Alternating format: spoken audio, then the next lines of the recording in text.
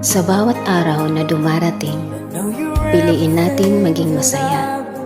Maraming hamon ang buhay, pero tayo ang may kapangyarihang magbigay kulay sa bawat sandali.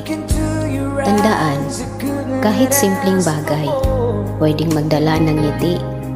Kaya i-enjoy natin ang bawat sandali. Magpasalamat at patuloy na magpakatatag. Lagi nating isaisip, happiness is a choice. Let's choose to be happy.